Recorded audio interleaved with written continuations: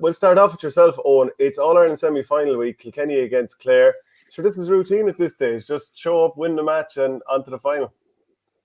Well, it's routine, I suppose, to be in an All-Ireland semi-final, Shane. It's not as easy as that going up to Croke Park on Sunday. But look, it's where the lads wanted to be. I suppose winning the Leinster final the way they wanted was kind of a bonus. The kind of first monkey off the back for Derek Ling trophy in the bag. So, but I'm sure they've been working on lots of things now over the last 4 weeks to try and get to the pitch of All-Ireland semi-final. Just great to have Owen here, and I want to bring in this comment straight away because I love when lads sew it in straight away. 36 and counting says, Shane, in case you forgot, Kilkenny under Cody bet Tip in 3 All-Ireland finals, 3 semi-finals, including 2 humiliations, a qualifier at Nolan Park, and 5 league finals, 3 of which were classic. Now, I just love a lad. There's a lad primed and ready for action. 8:30 Monday morning, bang, straight in, sew it in. Well, Cody lost 3 All-Ireland finals to Tip as well. So, it's a little bit of a one-sided tweet there. And there was a draw as well. So between 7 finals, he won half. Well, sorry, 3 each. And that's not a bad record considering he's the GOAT.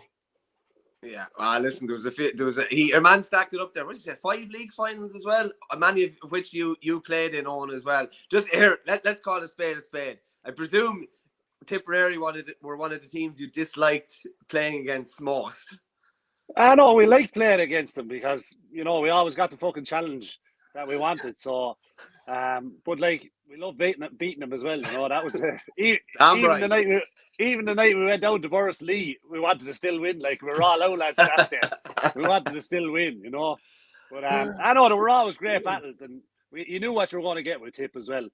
I didn't want to stick it in there to Tip this morning, Michael, but you brought it up. Like I was Shane a bit. Is he a bit sore after the last 4 weeks, or? Very sore. Around. Very sore. It hasn't been great. It's been a tough one to take. Did you always think Derek Ling would end up being a manager, or like when he was a player, was he a leader in the dressing room? Yeah, definitely. He was definitely one of the leaders that was there when I was there, and he took the under-20 job. I probably didn't expect him to take the senior job as quick, to be fair, because he's young family and all that kind of stuff. So, but look, I don't think he's changed too much, from what Cody was doing over the last couple of years. He'd be kind of one of Cody's kind of pets. So I'd say if there was anyone the job was going to be left there, it was going to be him. Just one point JJ made, which I thought was a good point, that probably under Brian, Mikey Butler maybe wouldn't have had the license maybe to do what he did in the Leinster finals, and even to go forward and hit the point he got against Galway in the round-robin game. Would that be kind of fair to say that the reins are kind of maybe loosened a tiny bit in that respect?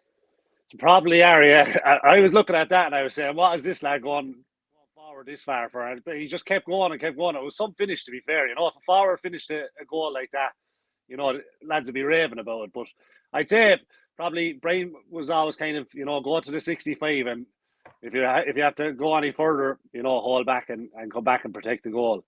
But look, Mikey's been a real find. Kills me to say it now because he's from Loughlin's, but he has been a real find for Kilkenny over the last couple of years. And look, he's going to have another tough job, I'd say, on Sunday as well. In fairness to you, Owen, you've never held back with your hatred for the other 2 teams within Kilkenny City. Well, they hate me as well, Michael. So I'm just returning the favour, like. Are there any? What are you looking forward to seeing from Kilkenny this weekend against Clare? And do you think, because Clare have those injury issues at 3 and 6, maybe Conlon will play? Do you think that makes them vulnerable again? Yeah, it does, but I think it probably makes Kilkenny vulnerable as well, because they could be thinking, John Conlon is missing, Conor Cleary is missing. It mightn't be as tough a job, and going into an All-Ireland semi-final, I don't think he can go in with that kind of an attitude. I'm actually worried about this game Sunday. I was worried last year now, and in fairness, Kilkenny came up trumps and but Clare didn't arrive on the day either. And I think Clare are in a better position this year. They were probably relying a bit too much on Tony Kelly last year, and once that threat was nullified, Kilkenny were always going to win. But I think Shane O'Donnell is coming into a good bit of form. Peter Duggan, Ryan Taylor, David Fitzgerald in the middle of the field is having a super year as well. So, it's not just going to be Tony Kelly that they're going to have to worry about this year. It's going to be all those other lads as well. And I just worry maybe that Kilkenny don't have probably the backs to withstand that, and it's going to be a really, really tough job for him. Yeah, Would you be worried about the midfield on in particular? Something that you haven't had set, like you haven't really had a settled midfield, I'd say, in 5 or 6 years potentially. There's been always interchangeable feats, and thinking of like Alan Murphy comes in at different times. Richie Latty used to come in. Conor Brown has played. Like there's been a lot of different names. Conor Fogarty comes in and he starts other games, and then he's taken off maybe early. Like it's kind of been a bit of an interchangeable feast. You look at the Clare midfield, usually Malone and Taylor. And like that is a really solid midfield that can hurt you at both ends of the field, really, Yeah, and even Dave Fitzgerald plays there sometimes as well. Like they have maybe 2 or 3 that interchange, but as you said, Kilkenny don't really have a settled midfield at the moment. And the other thing this year has been the centre back issue. Richie Reid has been injured for 1 or 2 games, and they're chopping and changing. So they have no real centre back either. I gather Richie Reid is going to be fit. I hope he is, that he can slot back in there. But like you said, the midfield is the one place that they're changing all the time. You really don't know what you're going to get. And even at that, then they're probably making a substitution or two, 40 or 50 minutes in as well. So that's changing it up again. But like whoever plays there are going to have their work out, because the Clare midfield are just up and down the field, fitness to burn, and we just don't seem to have that.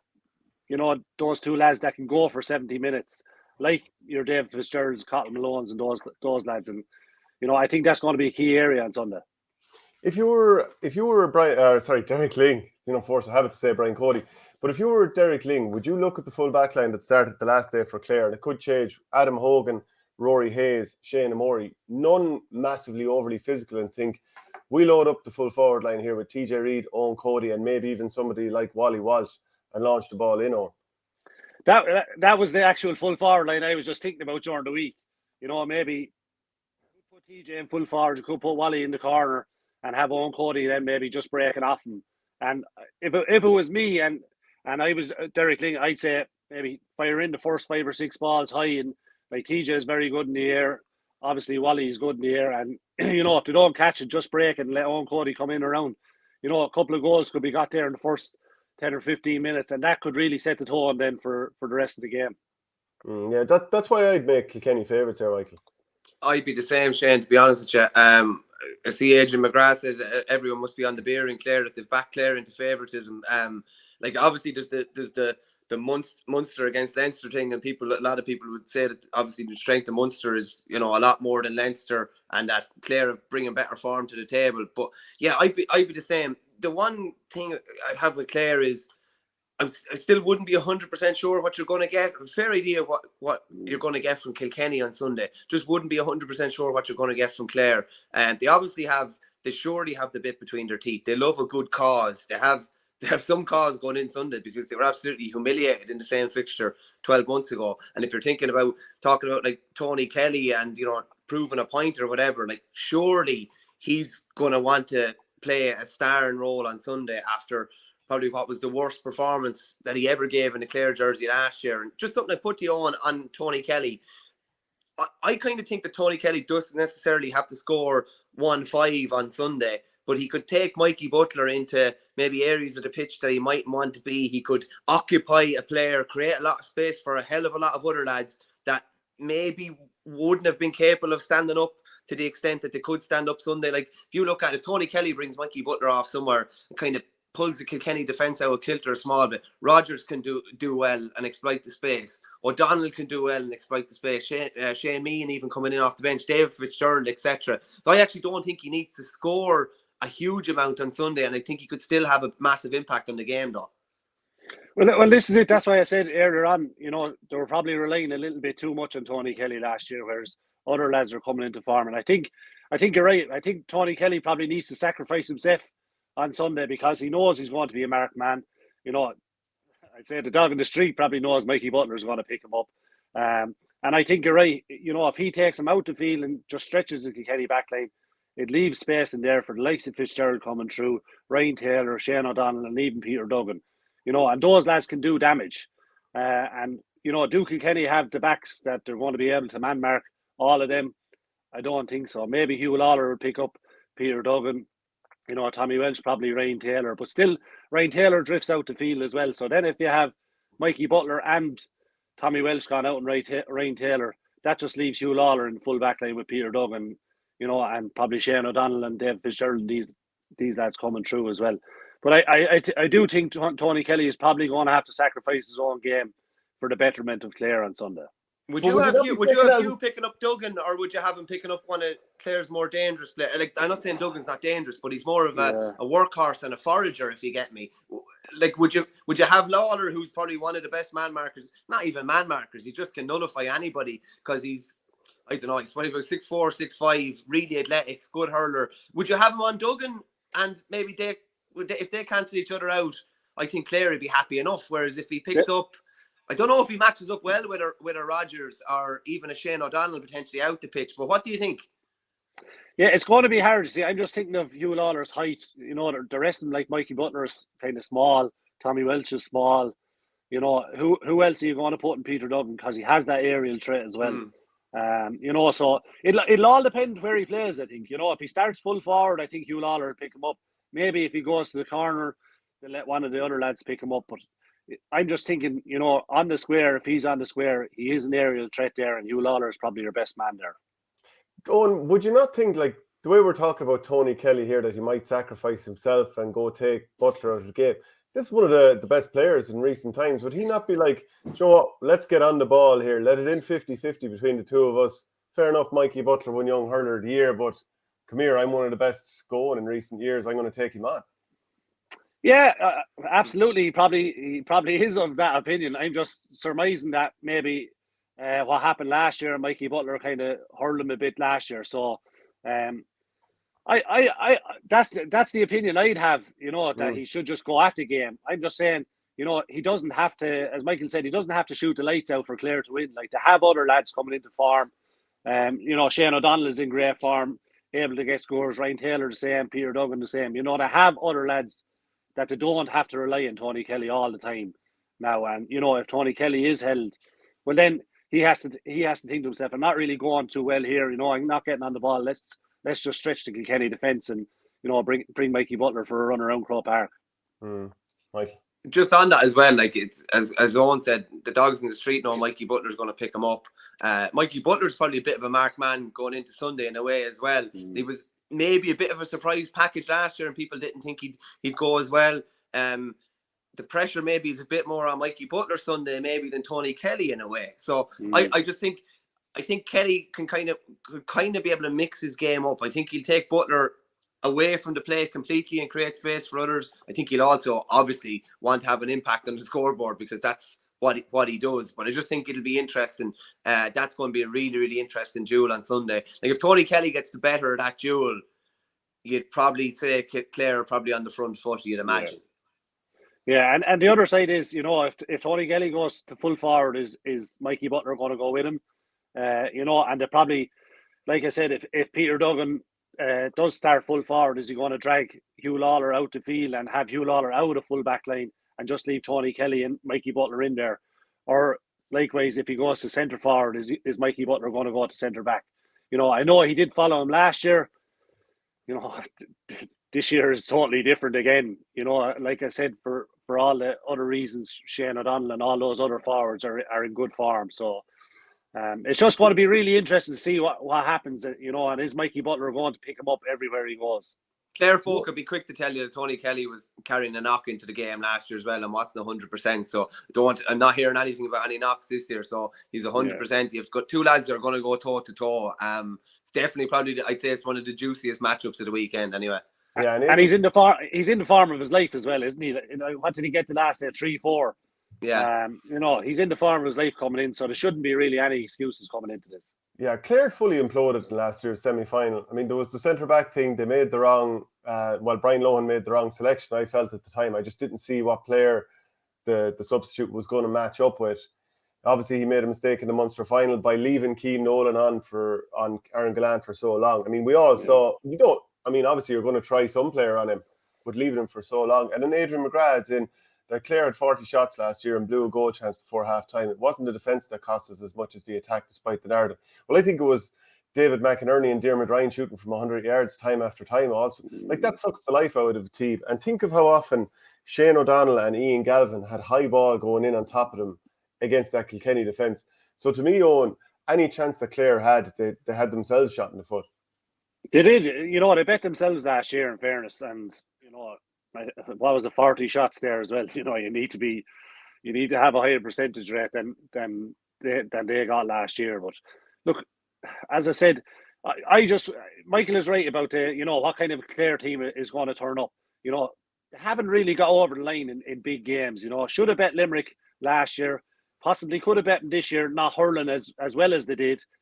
So are they able to get over the line? Only time will tell, I suppose. But pressure's on Clare, isn't it? Yeah. To me, now the pressure's on Clare and the pressure's on Brian Lawn. There's no point saying any different. I think he got a free pass for the call he made in the All-Ireland semi-final last year, rightly or wrongly, because he's adored in Clare. He got a free pass for the Cian Nolan decision in the Munster final, and it was one thing, as you say, Shane, one thing putting him on him, and you'd like, Owen, you're involved in management this year, and Shane is as well. You might have a matchup in your head. If it's not working after 20 minutes, it's not working, and you change it and you regroup and you go again. But the stubbornness to stick with what they stuck with was a bit bizarre. And he's had a couple of free passes, but to me, like, Clare have to win on Sunday.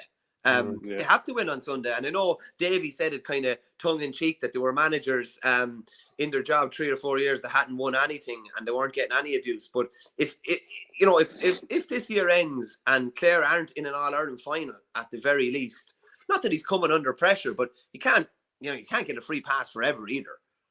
Yeah, well, it's not progression then, is it? You're after being in 2 Munster finals, lost to both of them, 2 All-Ireland semi-finals, lost to both of them as well. So, he has to. Yeah, like you said, is it coming under pressure, or is it just time to let a new voice in there, because there doesn't seem to be any progression? Well, on the other hand of that, like you talk about Aaron Gillan taking Cian Nolan to the cleaners and Brian Lawn not making a change. Clare had the chances to still win that game. From 40, maybe 50 yards out in front of the goal, and 3 or 4 or 5 maybe balls that just sailed off wide. You could argue they should have had a free in the last minute as well, but they had the chances before that as well to win the game. And that's a big question mark for Clare going into Sunday. Are they able? Do they have the mental capacity to go over the line? What have you been impressed by with Kilkenny this year? Not a whole lot, to be fair. I think they've been up and down. They were only playing in Leinster. They were only playing in Leinster. That's a typical Munster man's answer now. That's what that is. You can't talk to lads like that, on. There's no reason with lads like that. By Sunday evening, we could have 2 Leinster teams in the All-Ireland final. And where's the Munster debate then? Well, one Connacht team potentially. We'll call him a Leinster team. But, look, and that's the question. Like, we always had that as well, Shane. We're only getting ready for an All-Ireland semi-final. We'll just breeze through Leinster. You still have to go out and do it. You still have to go out and win the game. And Galway proved in 2012 that you don't just turn up either. But again, back to Kilkenny this year. Are there any players that have really stepped up to you?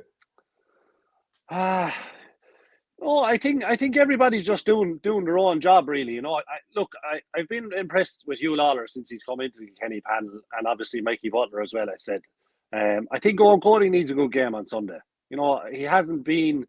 I don't think he's been firing the way he has been firing the last couple of years, and hopefully he's just coming into a bit of form. I think he needs that. I think he needs to have a good game on Sunday.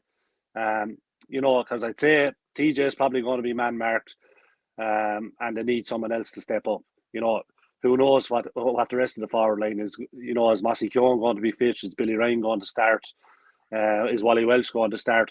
And another player, just I would have played with him a lot. Richie Hogan, like, he's only played I think 2 or 3 games in the last 3 years. Why is he still there? Is he fit enough to play? Is he fit enough to be on the bench? And I think he could offer something if he is fit on Sunday. Be that starting or even coming off the bench. He has that experience of being in All-Ireland semi-finals. He's won All-Irelands, obviously.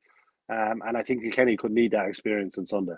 And Michael, did you notice there that the two players that impressed him, Mikey Butler and Lawler this year, both O'Loughlin's lads? Yeah, no, they must have really impressed them. It wouldn't be said. I'm nearly 40, lads. I'm gone soft in my old age. Can I ask you about Eoin Cody? Eoin, I think all the potential is there, and at times we see it, and there's times he cuts loose in certain games. But I don't know. I kind of feel like the ball is around him a lot, and a lot of the time sometimes it doesn't end up in his hand. Like he's in around the play an awful lot. I can see him go down for a good few pickups and not ending up with the ball in his hand, be it from pressure or otherwise. But I think if there's certain things sharpened in his game that he could be potentially lethal, but it's just that the consistency element, like the real top lads, if a ball goes into Patrick Horgan and it's a 60-40 ball in his favour, that's in his hand, that's sniped over the bar. Same with TJ. But I just kind of feel with Eoin Cody, maybe that killer mentality is not totally there yet. Maybe it will come, but just maybe not yet there at the moment. Yeah, I felt it was there now last year and the year before. Any ball that went into him, he was doing something with it, whether that be a score or set up a score or pass it off. I don't know what it is this year. Like you said, the ball just seems to be enough ball going in there that he should be destroying defenders, but most of it is coming back out the way. And is that the captaincy thing, weighing pressure on him? Who knows? Only he'll be able to say that. But I do think there should be a big game in him. And as you said, if he just sharpens up, the bit of a touch and the hand, he's capable of going to town on someone, Is it looking like that Adrian Mullen could feature at some stage? By all accounts, I'm hearing he has a hurl back in his hand anyway. And he'd be a fair boost. Even at 60%, Mullen would be a fair boost. Yeah, there is talk of it now. I don't know. I haven't heard I had a hurl back in his hand, but there was talk that he was going to play some part. That would be a huge boost because, as we know, Kilkenny are not blessed with, they're not blessed with forwards, and they don't have the same firepower coming in off the bench. So if they could get Adrian back for even 40 or 50 minutes, maybe, or even the last 20 minutes, just to give him a boost off the line coming in and maybe grab a couple of scores as well, that'd be a huge boost to him. There's a question here from Detox 101. Owen has always called a spade a spade. Is there any lack of heart in the current Kilkenny camp, or are they just not as capable as the great team? And he adds in, or confidence either. Now, I'm not sure if you even agree with the question, but there you go. What do you think? No, I think maybe the one thing probably that's missing now this Kilkenny team is the killer instinct. I suppose when you go back to 2006, maybe to 2014, if we got a chance to kill off a game, we killed it. More often than not. And I don't think this Kilkenny team have that. They seem to, like we were 8 points up on Galway in the Leinster final and very nearly lost it.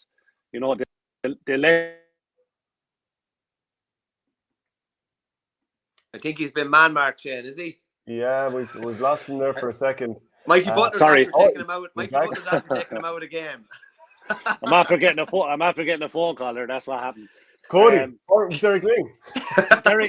Derek is on to me. He wants me to play centre forward. I told him I need a bit more time to get fit. So if you get to the All-Ireland final, give me a shout. I'd say Derek is on to tell you to shut up. I'd say. I'd say that could be it. The Loughlin's chairman is ringing me there. Don't be telling the lads boosting their confidence rather than going into the club championship. But just you were saying about that question about Kilkenny. What do you think about what's the current camp, the current setup? It's just the killer instinct. I think is just really not there. Like I said, we were 8 points up against Galway and very nearly let it slip. If I suppose if our team got that chance and we're 8 points up, we'd be 9, 10, 11, 12. And just the game would just peter out after that. That's the one. Is that a quality? Is that a quality thing, or what do you think, or is it a mindset? Or I think it's a little bit of both. I think like when you get 8 points up, it has to be a mental thing. We're going after the next ball and we want the next score, and just close up shop at the back and don't let them in for any soft goals or anything like that. So I think that is a mental thing, and that comes from their forwards as well, that they don't stop working and let quality ball into their forward line. Yeah, 100%. Just on the old guard, on Conor Fogarty obviously featured. He started the Leinster final. Wally came in. Killian Buckley got the goal. Them boys obviously still have a fair role to play. And as you said, Richie could have a role to play yet too. Yeah, absolutely. I'd say Conor Fogarty probably will start midfield. Killian, obviously, I think will come in from the bench. And look, I hope Richie Hogan, for his sake, he hasn't played a whole lot. I hope he is fit and is on the panel for Sunday and does get a run, because I think he has something to offer. I don't actually know what's going on. Is it still his back? Is that him? I haven't heard anything. It just seems to be all quiet around Richie Hogan at the moment. And obviously, I think Wally will have a big part to play as well, whether that be, starting from the start and maybe target the clear full back line, or coming in and trying to win a bit of ball in the second half, maybe. Can I just ask you something quickly on yeah.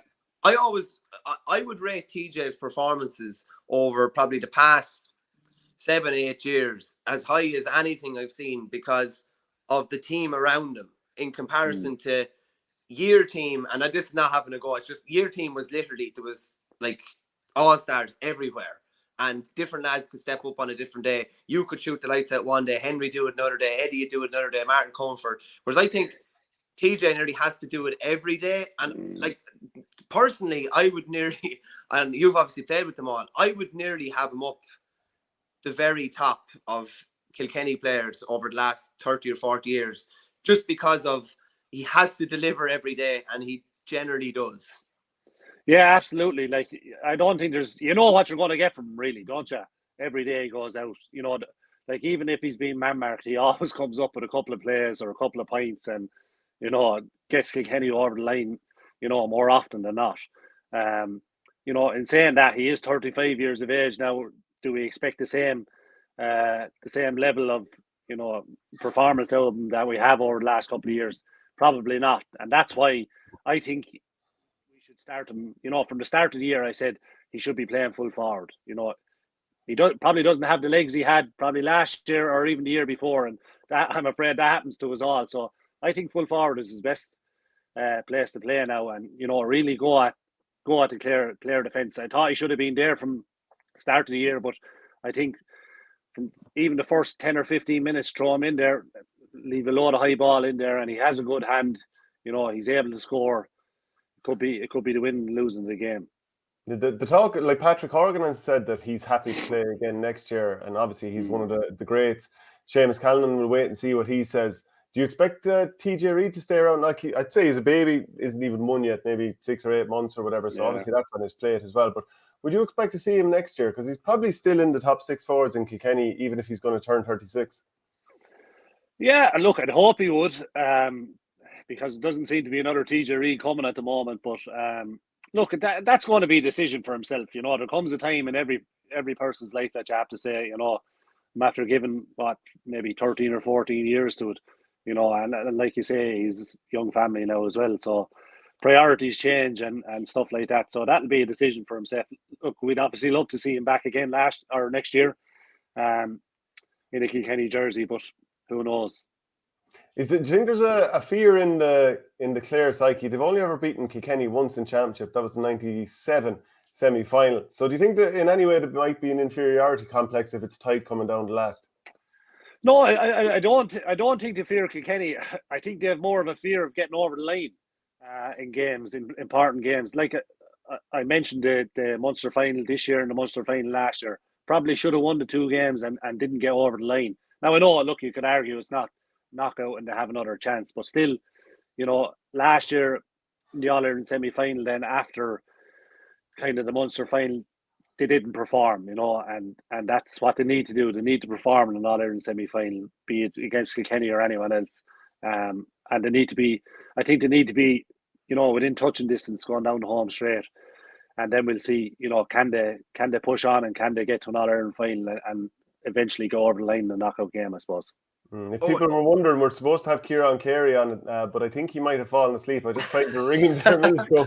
I think he's asleep. Michael, you wanted to say something there? Just a quick one for you, Owen. You mentioned about TJ there. Kilkenny aren't going to disappear or anything like that, far from it. But is there a worry when he retires? Like, even just from a free-taking point of view, probably 95% of them are going to go over. He's probably going to take the best man marker on the other team. You can horse a high ball down on top of him.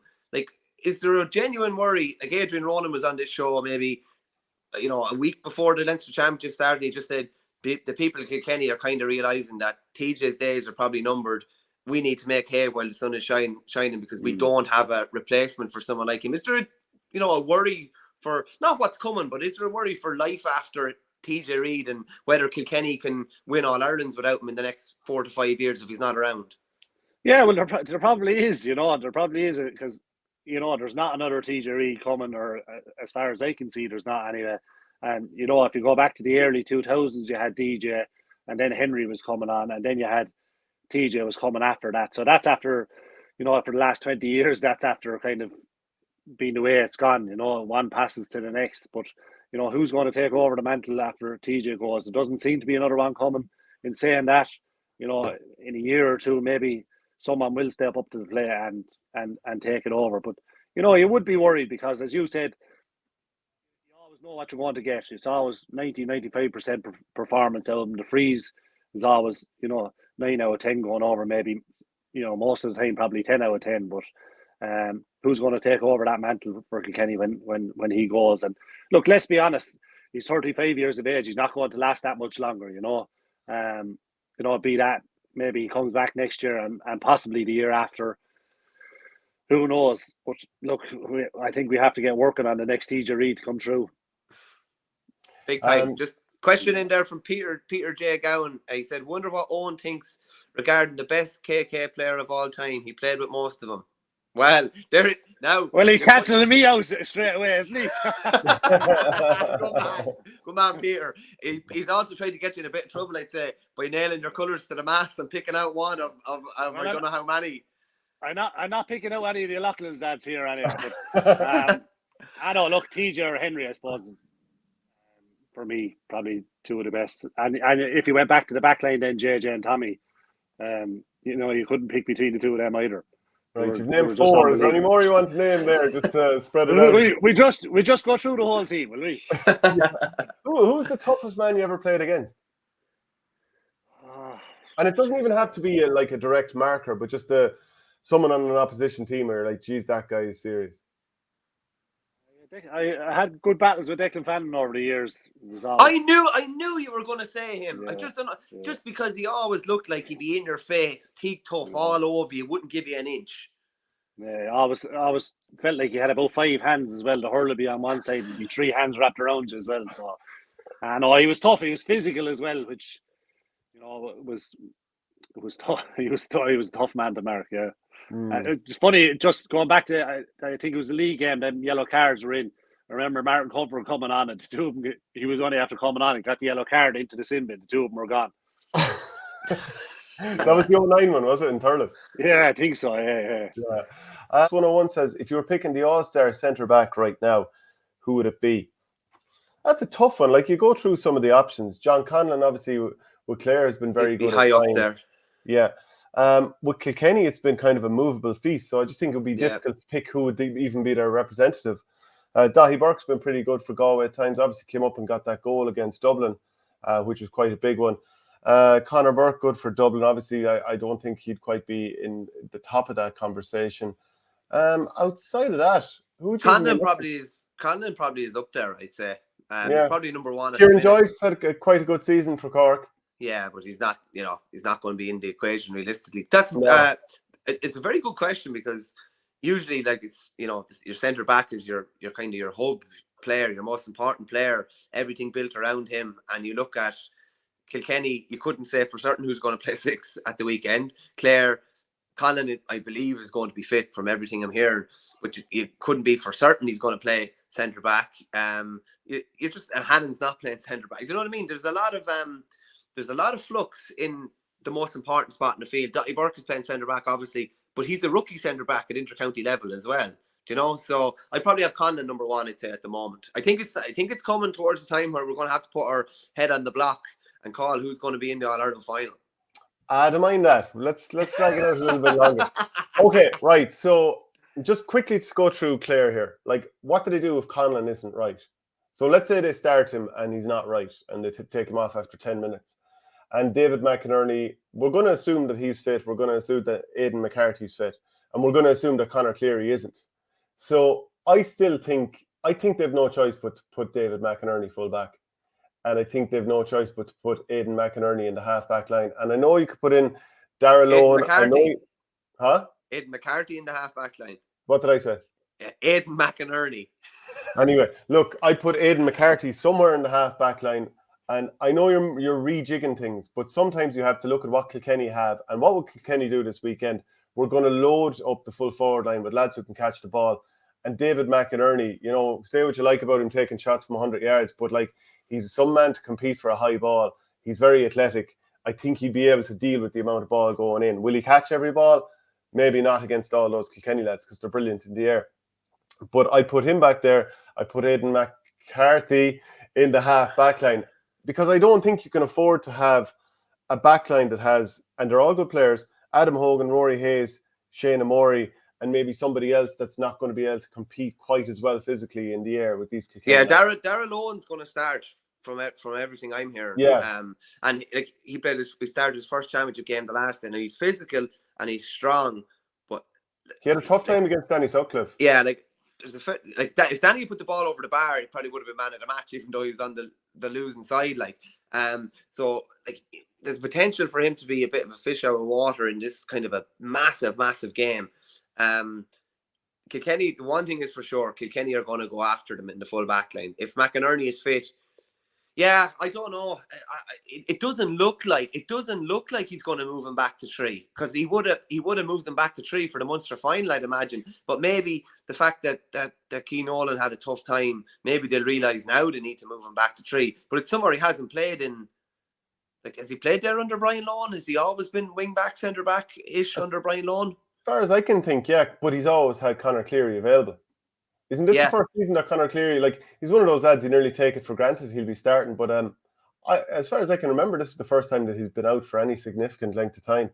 Yeah, no, I think so, yeah. And it's, again, as I think it was Tommy Guilfoyle said the week before, you're kind of only realising just how big of a loss he is now and just how solid he is there.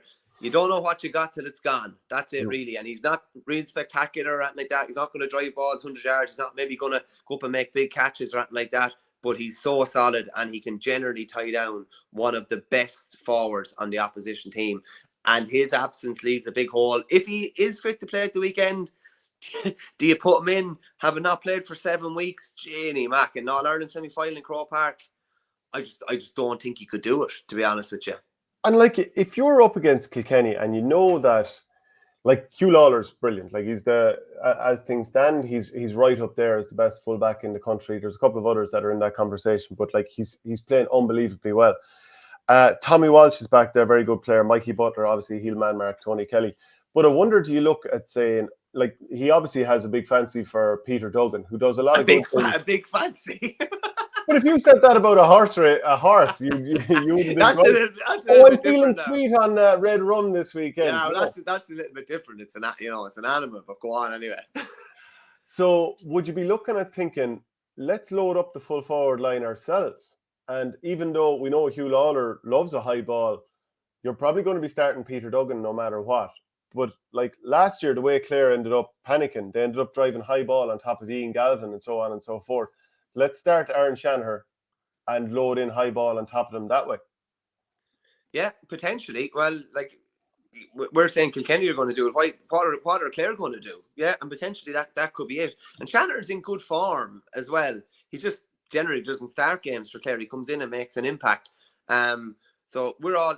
The only thing I'd say is as well, sometimes when a tactic is well flagged, Kilkenny are going to go after the Clare full back line. Sometimes it just doesn't work out like that, or the ball coming in is just aimless and it's not a good diagonal ball. It's just a ball horse down that, you know, a defender just needs to jump all over the forward and break it or whatever. Maybe it's too obvious a tactic. Maybe it's something that they've been really, really honing in on the last couple of weeks. But just with the size profile of the Clare full backline, you'd imagine it's something. One of Kilkenny's strengths is high ball. So you'd imagine to go after. But as you say there, Duggan's brilliant under a high ball. Shanahan's brilliant under a high ball. Maybe they'll try and create a mismatch of some kind in that full backline. Colm Lyons blind spot thinks Galway are going to win by 8. Limerick missing too many men, surely. The Empire will fall at some stage. It's just going to be so fascinating to see if it's Saturday night. I don't think it will be. I don't think it will be. I think Limerick will win by 3 or 4 in the wind-up, and I just think they'll be refreshed after Munster. That's with the proviso that they don't pick up a big injury, particularly in defence. They pick up a big injury in defence, all bets are probably off. Yeah, I think Limerick will win as well. And somehow they'll tell us they were written off, even though we're both going, But I think John Kiley has kind of almost created this in a way. And I think managements do this in general. They try and create a siege mentality. JJ Delaney said it last week's show. He said that, individuals, sometimes they need that bit of criticism or whatever. And if the criticism is what they're taking as Limerick are missing a good few players, how will they react? They're taking that, or as us saying, Limerick are missing a few players, they're finished. Do you know what I mean? Like, as we've seen with comments made in this show, which were taken totally out of context before to be used as motivation for various teams to win county titles around the country. That's the way of the world. You're the same with Whitehall. If someone's on a podcast and they're saying that Stapleton lad is an ape and he's over Whitehall and they're going to get hammered, you'll nail it to the wall of the dressing room. You'll use anything you can get. ML89 makes a good point here. David McInerney hasn't played full-back in about 5 years. Wasn't working for his last 2 years full-back. Had tough days. Lohan played in midfield for the first 2 years. Remember there that, going back, wing back. Yeah, good stuff there from ML89. Pegleg Lonergan, and it can't just be for a semi-final. We lose far too many finals. I presume you're talking about Galway there. All Leinster final, great double for the weekend. Peter Duggan will miss his share, will win his share of off the ball, pardon me. Peter Duggan will win his share of ball off Lawler. Could be the winner of the game.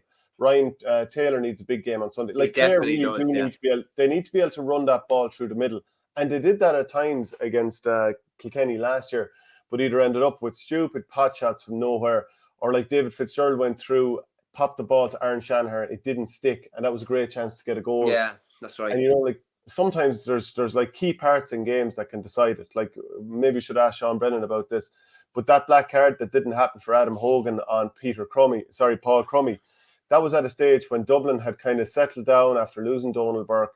They were back in the game, would have had a penalty, would have had Clare down a man for 10 minutes, and maybe Clare mightn't have got that rush of 2-3-0, which kind of turned the game. Maybe you stay in a little bit longer, get a bit of confidence, you get to half time, have another chat. So like sometimes those moments, like Shanahan not getting the hand pass from David Fitzgerald or whoever you want to blame, that could be a huge part. It's small thing. Like that might seem like a small thing, but it's a massive thing.